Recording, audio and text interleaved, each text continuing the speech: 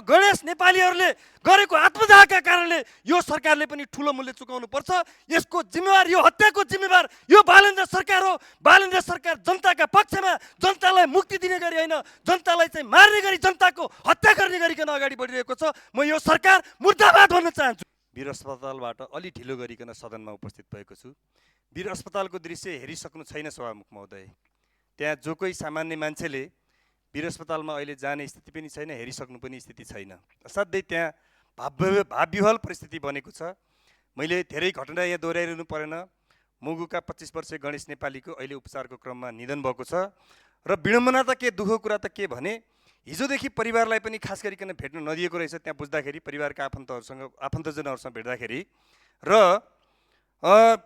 अहिलेसम्म लास पनि हस्तान्तरण गरेको छैन। प्रहरीले कडा सुरक्षा दिएर त्यो मानव ठुलै अपराध गरेर आएको जसरीकन त्यहाँ चाहिँ त्यो लास राखिएको छ।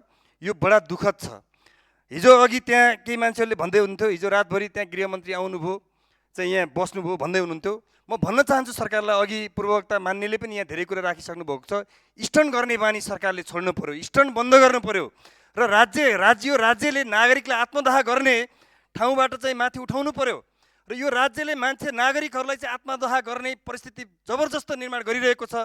पछिल्लो समय यो सरकारले चाहे सुकुम्बासी भन्नुहोस्, चाहे गणेश नेपालीहरू भन्नुहोस्, आज नागरिकहरूलाई चाहिँ जबरजस्त रूपमा चाहिँ आत्मदाह गर्ने ठाउँमा जसरी पुर्याएको छ, यो राज्य यसमा जिम्मेवार छ। र म यो राज्यलाई एउटा सन्दर्भ चाहिँ कोट्याउन चाहन्छु, म स्मरण गराउन चाहन्छु। स्मरण रहोस्, योगमाया नेउपानेहरूले अरुण नदीमा लिएको जल समाधिका कारणले निरङ्कुश राणा शासनको अन्त्य भएको थियो र गणेश नेपालीहरूले गरेको आत्मदाहका कारणले यो सरकारले पनि ठुलो मूल्य चुकाउनु पर्छ। यसको जिम्मेवार, यो हत्याको जिम्मेवार यो बालेन्द्र सरकार हो। बालेन्द्र सरकार जनताका पक्षमा, जनतालाई मुक्ति दिने गरी होइन, जनतालाई चाहिँ मार्ने गरी, जनताको हत्या गर्ने गरिकन अगाडि बढिरहेको छ। म यो सरकार मुर्दाबाद भन्न चाहन्छु। धन्यवाद।